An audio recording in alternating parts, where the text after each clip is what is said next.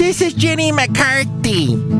Hey, did you know that Mike's Daily Podcast is completely independently created and produced? And I'm blonde. Did you know it's just about every single podcast that you listen to is part of a huge network corporation? That's not good. And they're also just lifted off our radio stations. Where's the creativity in that and the independent people and such? Did you know that big name podcast players like iTunes and Stitcher show only the podcasts on their front page that pay for the advertising or have big names on them that are people like who've been on TV or film? It's terrible. She brought me back from the dead. Please do what you can to support independent podcasters. I love Danny Welberg. I'm Jenny McCarthy. Smooches. This show is clean, pretty much. Mike's Daily Podcast. Episode 809. Hello, it's Mike Matthews, broadcasting from the last place on earth located somewhere in Podcaster Valley, California. Today, it's the finale of my Intuit interview with Anthony Vernon, also known as Idiot. Plus, we hear from Chely Shoehart, Floyd the Floorman, John Deere the Engineer, and oh no, Radio Shack, don't close. Where am I going to find that special little doodad that only your Mike's Daily Podcast finely dressed nerds can tell? Oh yeah, I can find it on the internet. Days of yore. Mike's Daily Podcast. And on the last show, Madame Rutabaga fell into the Brewmaster's root beer vat, and I am a big fan of footwear flats. Madame Rutabaga came out with a bunch of residue on her, and she was stinky. Did you know that I can do push-ups with my pinky? It's amazing that I have that strength. I like Oakland. Mike's Daily Podcast. Because I went there yesterday to take care of some legal stuff. Yes, that place is also Tokeland. Mike's. Because all you smell daily is marijuana. Podcast. Everywhere you go. Yeah! That's true. But I must tell you that all the people that badmouth Oakland, listen up. I dealt with some of the friendliest people at the City Hall administration building, and I had to do like a lot of questions, and they were really patient. I was quite impressed. Look who just walked in. Hello, my God, it's Chely Shoehart, the job supervisor. I like Oakland too. Yes, you know, we should go to their First Fridays today. I don't know if they're still going to be doing it because it's actually raining here in California. It's such a treat. It's been so dry, January, and now we got water falling out of the sky, and Basil doesn't know what to do. So he just barks at the sky. But I have had to do legal wranglings with Alabama, and I have to tell you, it's a lot more difficult to deal with Alabama than Oakland. It's like night and day. Alabama's so impatient, so unhelpful. They are a state that frustrates. Look who else just walked in. Hello, Mike, this is Floyd the Floorman! And this is John Deere the Engineer. Mike, I have dealt with Alabama as well. Oh, in what capacity? Well, I once created a rocket that was launched from the Redstone Arsenal, and it was amazing. Wow, I never heard of you being part of the rocket building team there with the Von Braun and all that. Yes, well, it's a secret. Nobody knows, and now I must kill you. John Deere! It was just magic. No, you threatened to kill me. That had nothing to do with magic. Yes, but I made a rabbit appear out of nowhere. I don't see a rabbit. I gotta go. Mike, you shouldn't have brought up the rabbit because it was a pet of his, and, well, he's gone now. Oh, I'm sorry. Yeah, pets, rabbits, you can get quite close to them. The meat is very lean. We're going to find out more about that in an interview with the famous cook from Livermore, Betty. That'll be this weekend. Mike, don't eat rabbit. That's like mean. But it's a food supply that's abundant. All right, we can just agree to disagree. That's what I mean, agree to disagree. All right, fine.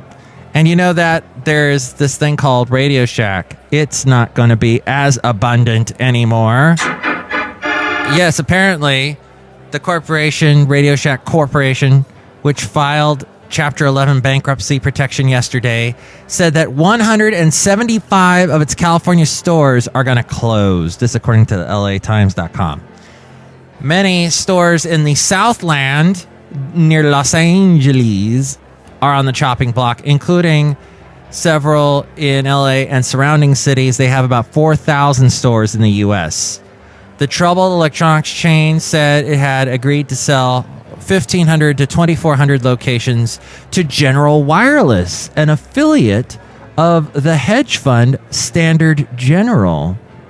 Standard General helped extend a loan to Radio Shack last year in an attempt to avert bankruptcy. Sprint will now set up a store within a store presence in up to 1,750 of the stores that General Wireless buys. So if you are a Sprint user, you'll have more places to go to in order to yell at someone. Let's hear it for yelling at people.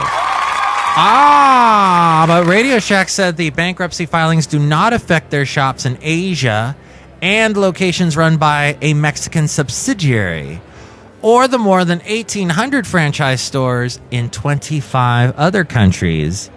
In its most recent earnings report covering the 13 weeks that ended November 1st, they had posted a net loss of $161.1 million.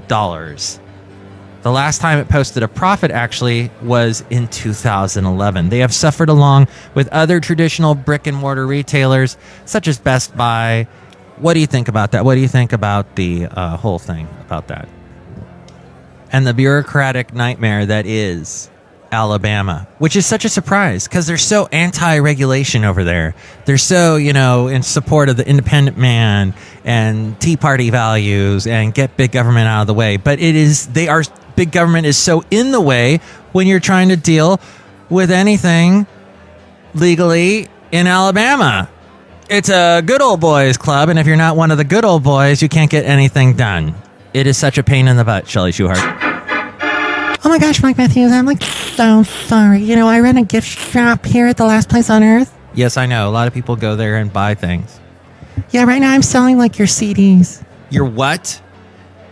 The CDs of my music that I have recorded that you can also find at mikesdailypodcast.com/songs. No, Mike Matthews, I'm talking about the CDs that you own.